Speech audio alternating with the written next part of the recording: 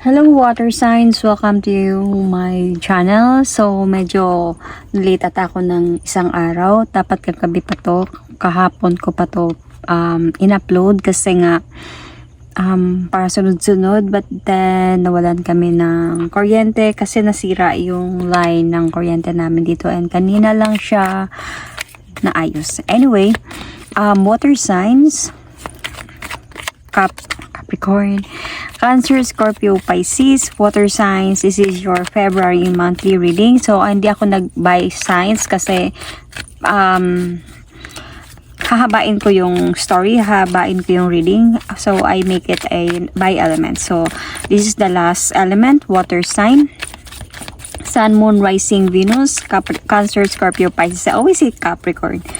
Anyway, so, takes what resonates and leave the rest. Hindi lahat ng water sign maka-resonate dito. Cross-watchers, pwedeng kayo to at hindi sila water sign. Okay, so, if hindi kayo naka-resonate dito, check your other placements, your other elements, your sun, your moon, your rising, your Venus, Mars, Mercury, that pwedeng doon kayo maka-resonate or pwedeng makontinue doon yung reading ninyo from here to there. However, maka-resonate pa din kayo. So, let's start without further ado. I will going to pull an Island Time Wellness Oracle card for the situation on your part, water signs. The Sword and Rose. So, clarity, truth, revelation. Okay, force, honor, protection, power. Okay, protecting yourself, solidarity, force, honor. So, Sword and Rose. So, let's see. This is on your part. So, merong revelation siguro, clarity and truth na nalaman mo from your person. So, let's see what your person wanted to tell you. Okay, hindi lahat ng water sign, okay, hindi maka-resonate dito. Cross-watchers, put yourself in a situation kung saan kayo naka-resonate. Pwedeng kayo to at hindi sila water sign. Ano yung gusto mong sabihin ng person nyo? Cancer, Scorpio, Pisces. So, what your person wanted to tell you.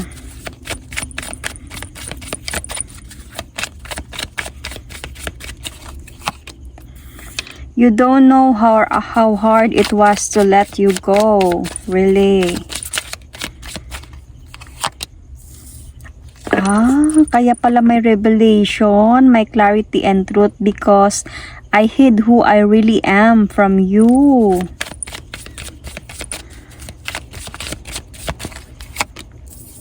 You and I were too young. Might be this is a past situation.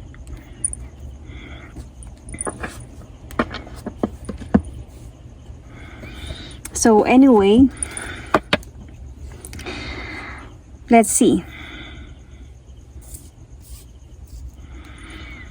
Feeling ko nangyari to before and siguro nangyari to before and then nagkita kayo ulit, something like that, and meron siyang tinago sa'yo.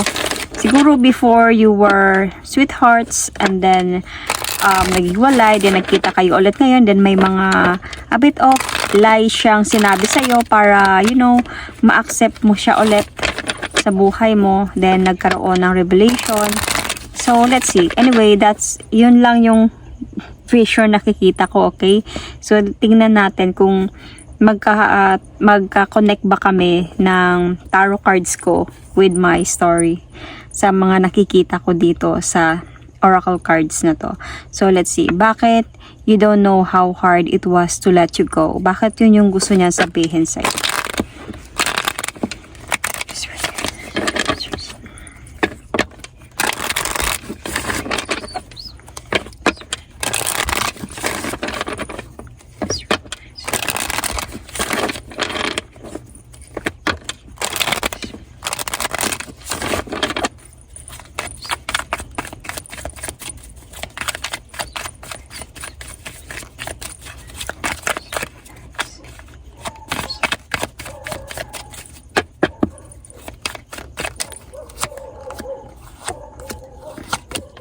So, meron talagang cheating na nangyari dito.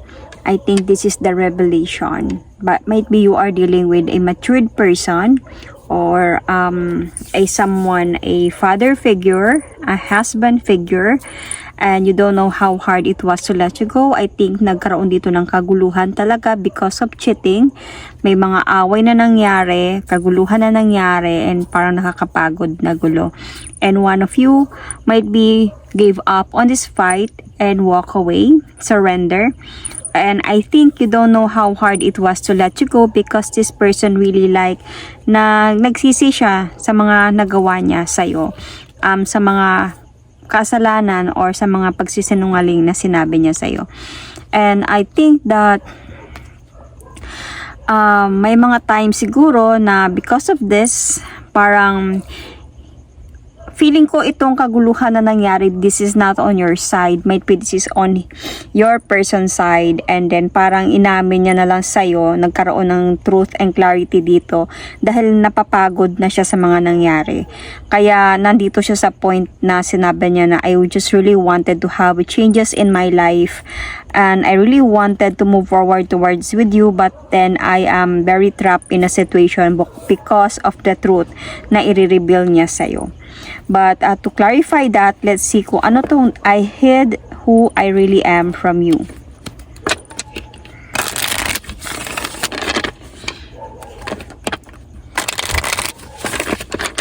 I don't know if you can see everything.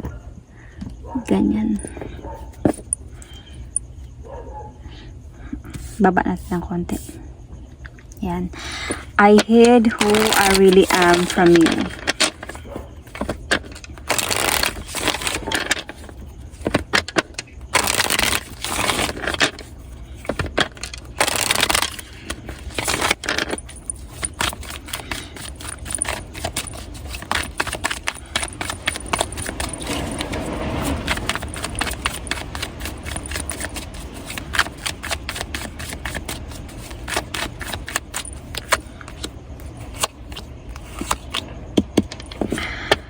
So I hid who I really am from you. I think you are already asking this person or your person about this. You are already asking, sabi na natin, may girlfriend ka ba? May asawa ka ba? Something, depende kung saan kayo naka-resonate, okay? May kanyan ka ba? Sabihin mo lang sa akin yung totoo, but this person is hiding it. This person is not telling you the truth. I think that parang dito sa point na dito hindi parang sabihin natin na this person is keeping it from you.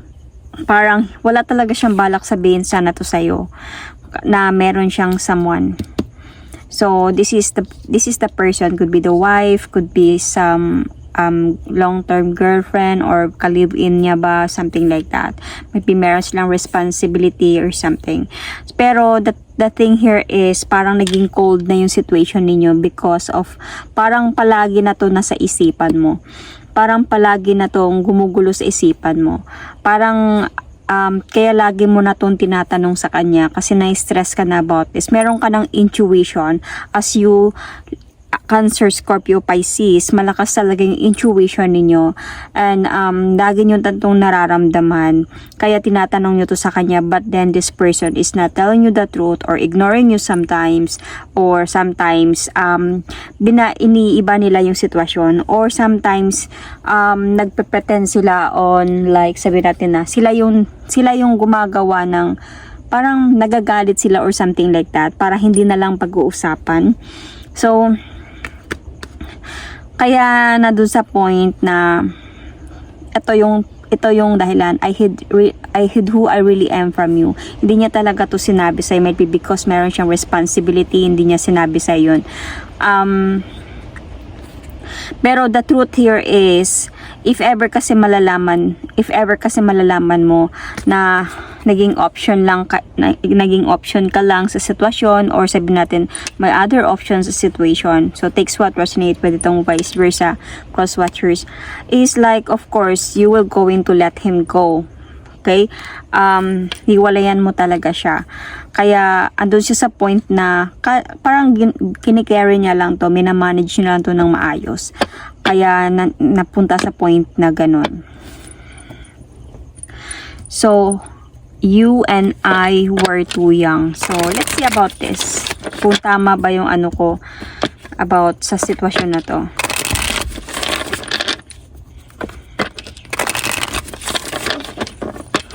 You and I were too young.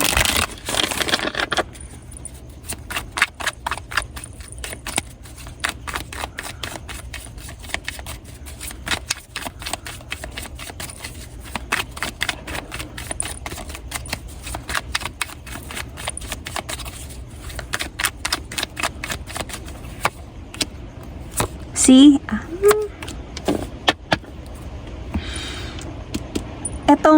Etong person na to, nakipagbalikan lang talaga to siya sa'yo. Andito yung The Magician card. Minahal ka nito before. Minahal or nagmahalan kayo nito person na to before. And then, nakipagbalikan siya sa'yo ngayon na nagkita kayo ulit. I think, it's either before nagkita kayo, sweethearts kayo, tapos ngayon naging LDR kayo, something na nag-connect kayo siguro through social media, something like that. So,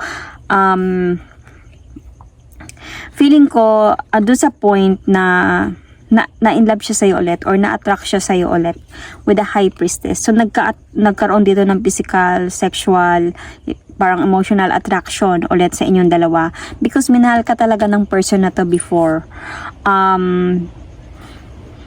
So, nandun sa point na siguro nangyari sa inyo before, hindi kayo nagkatulan because of also another person involved na hindi niya alam kung saan siya patutungo. So, nagkabalikan kayo this time. And then, parang nagkaigihan, nagkaroon ng new beginning. Nag-offer siya sa'yo ng new beginning.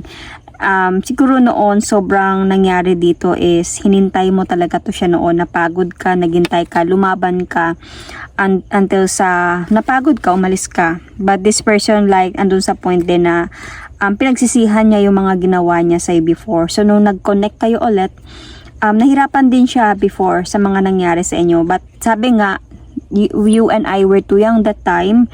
So mga hindi pa talaga kayo sobrang mature that time. Kaya ganun kadali lang yung mga nangyari sa inyo. Or sabihin natin, hindi pa talaga sobrang matured yung mga pag-iisip niyo that time. Kaya hindi pa talaga open yung decision sa isa't isa. You know, may mga decision na like for young people talaga. Kaya hindi na pag-usapan ng maayos nung sobrang mabigat na yung problema. So, pero honestly, through this, hindi nung pagbabalikan ninyo, hindi naman talaga niya alam, hindi talaga siya sure sa pagbabalikan ninyong dalawa. Kasi nga may tinatago siya sa'yo.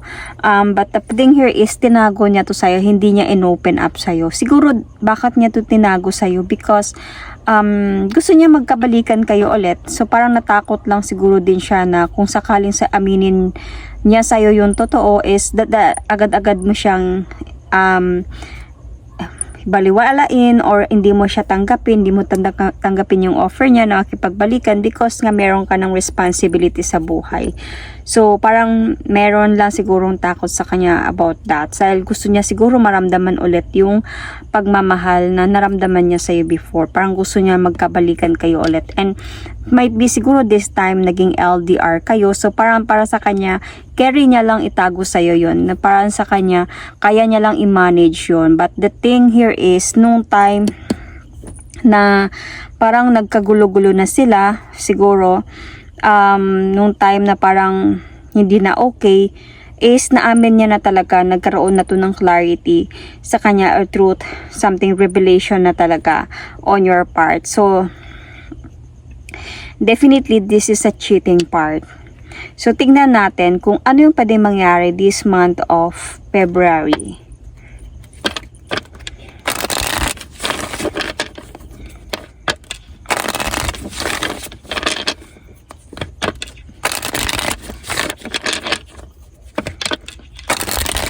Feeling ko kasi itong person na to, hindi siya totally na nakikipag-communicate sa'yo straight.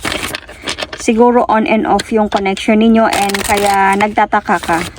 Nagtataka ka bakit minsan wala siya, minsan nandyan siya. Doon ka nagtaka sa kanya, doon ka nagtanong sa kanya.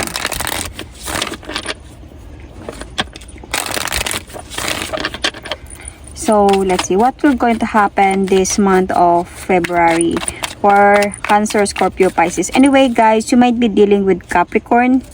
Kanina pa ako nagka-Capricorn, di ba? So, dito na talaga siya. You might be dealing with Capricorn or same Cancer, Scorpio, Pisces, Gemini, Virgo sign. Cancer sign is also here. Might be same Cancer sign or might be this is you Cancer sign. So, anyway, Sun, Moon, Rising, Venus. So, what will going to happen this month of February sa sitwasyon na to?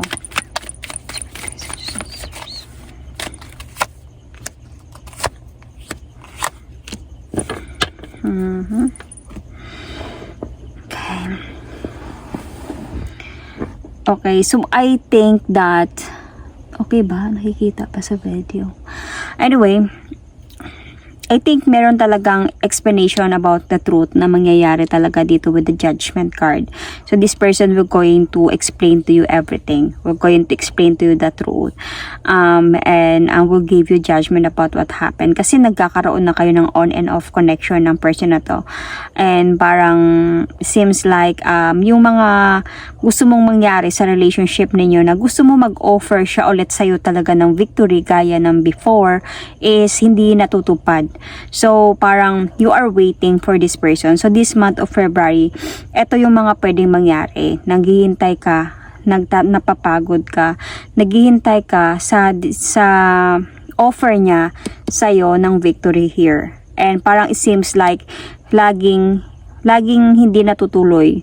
Kaya, the revelation could be this February with the Judgment card, because might be this person will going to move forward and tell you the truth here, you know. So this person wanted to move forward towards you and tell you the truth, everything. Siguro ang sasabihin niya sa'yo dito that I still like you, gusto ko maramdaman ulit yung naramdaman ko sa'yo before, na-miss kita. Siguro nagkaroon lang talaga sa akin ng parang na-carried away ako sa nararamdaman ko nung nagkausap tayo ulit, kaya nagsinungaling ako sa'yo. Anything like about truth and revelation. Kasi ang ano kasi sa'yo dito parang you just really wanted to move on. You just really wanted to rebuild yourself again after this revelation. Parang andun sa point para sa'yo total we are LDR. Could be some of you are LDR. Might be this time, might be before hindi. So, malayo naman tayo sa isa't isa and might be merong mga bagay dito na still waiting for the enlightenment kung anong mga pwedeng mangyari. So, this person really wanted to move forward towards with you, to fight for it. Kasi, tumagal din kayo, however, you are someone from this person's past. And, I didn't say past wife, okay? But past person. Meron talagang past sa inyong dalawa. Matagal din kayo, kaya nag-connect kayo ulit is very much, talaga, parang iba yung feelings. But the thing here is on your side is parang para saan mag-offer ka sa akin ng pagmamahal kung nagsinungaling ka din naman sa akin, parang ganon. Para saan na nag-offer ka sa akin ng pagbabalikan kung di mo din ako kayang ipaglaban dahil nga sa pagsisinungaling mo na hindi pala yun yung katotohanan. So, even if mag-offer ka sa akin ng love and relationship again, I was going to continue to have my freedom. Okay? Kasi sinaktan mo na naman ako ulit for the second time. Could be because this is the 10 of Swords. Ibig sabihin, sobrang saksak to sa likod. You know? Betrayals talaga to. So, might be the second time, third time, I don't know. So, sinaktan mo na naman ako ulit. Kaya, I wanted to have my freedom back. I wanted to take the leap of faith towards a new beginning of my life. And just finish it. Tapusin na lang natin to. Kasi, parang, paano pa ako magtitiwala sa'yo ulit kung ganito? Nagbibigay ka lang sa akin ng gulo sa isipan. Hindi mo lang ako pinapatulog sa gabi.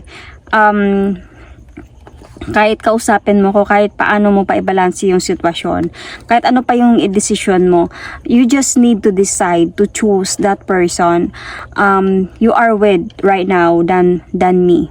Okay? Parang ito yung mga pwedeng mangyari this month of February.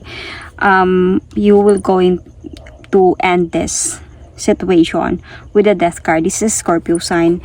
And you will going to be parang practical to accept the truth here talaga. You will going to gain your power back. You will going to protect yourself from more pain na darating. Nandito na yung protection and power. So you will going to honor yourself here na hindi mo na dapat hayaan na itong taong ito is sasaktan ka lang ng million of times. Even if sabi natin na bumalik din yung pagmamahal mo sa kanya because of what he said, what he did, what he show you, again, is you were going to force yourself here to forget this person or to leave this person because of what he did again to you. Lalo na this time, tinago niya yung katotohanan sa'yo. That might be this person has a responsibility already in life. Then, bumalik lang siya sa'yo. So, there is already a clarity here.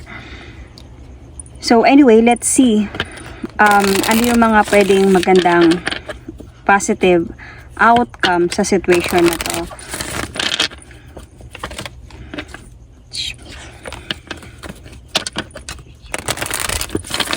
So, Libra sign is also here. You might be dealing with Libra. Libra, Gemini, Aquarius. A young person. Might be a young one. Before young one.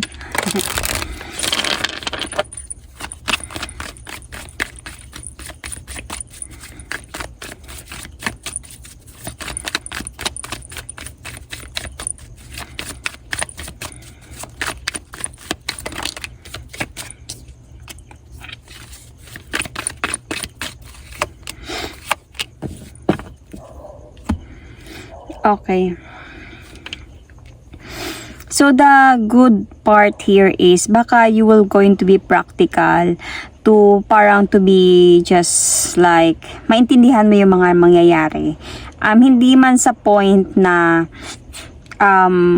sobrang magalit ka sa kanya, though masasaktan ka, though siguro after that, ang positive outcome dito, pwede kayo maging friends ulit ng person na to. Like, just a friends, not too close, just okay.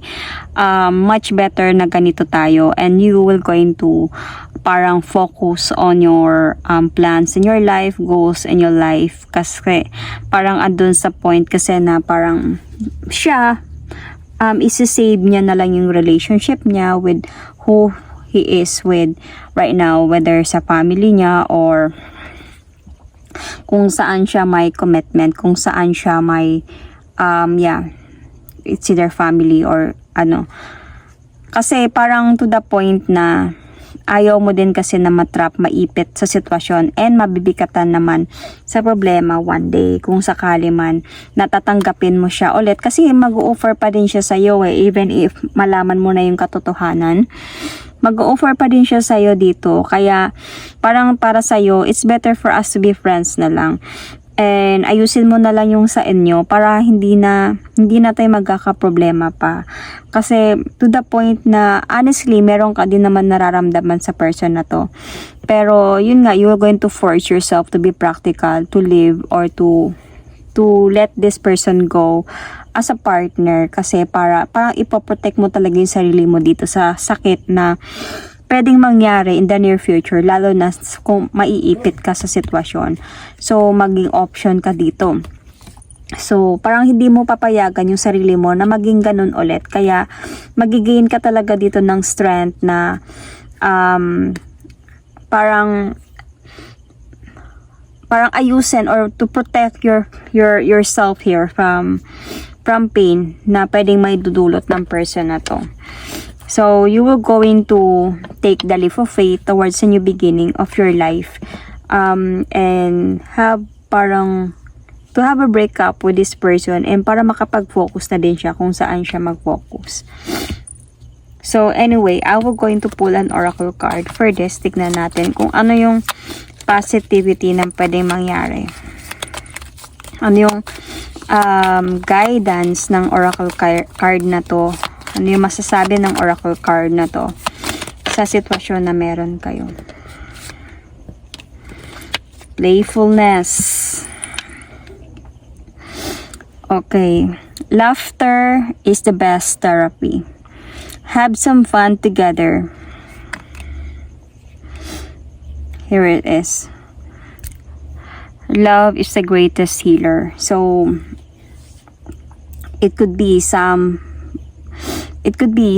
friendship, start a new beginning of a friendship here. Ito yung nakukuha kong message dito. Laughter is the best therapy. You have some fun together, and remember, love is the greatest healer. Might be through the love sa inyong dalawa kasi obviously may gusto pa naman talaga siya sa'yo, and may gusto ka pa din naman sa kanya, but through that love na meron kayong dalawa, mahi-healed kayo together and to become friends. So parang maganda din naman yung magiging outcome nito if ever. Kasi siguro before, in the past, you are already a sweetheart, a lover, you know, and parang to the point na imbes na sa pagkikita nyo ulit or sa pag-connect nyo ulit is magiging friends kayo. But the thing here is, binalik ninyo yung mga nakaraan ninyo, yung dati. Kasi parang nagkaroon ng parang eagerness or nag-carried away kayo sa mga nararamdaman ninyo. Kaya might be he or both of you did try. But the thing here, the wrong thing here is nagsinungaling nga siya sa'yo.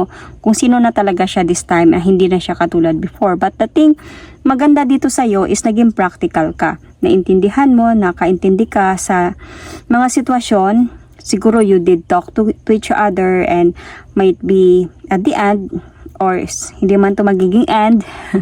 Siguro sa mga this coming February or anything, February, March, something like that, is dahan-dahan kayo siguro magiging close as friends. Kung di man close, kahit friends man lang, na through the love that you have for the both of you is, ang ending niya is a friendship. Honestly, meron naman talaga mga ganyan. Like few of them, kasi some of the people talaga na pag ex na talaga. Pero some of also na yung ex na nagiging friendship din, however. So, yun, that is my reading for you. Thank you and God bless.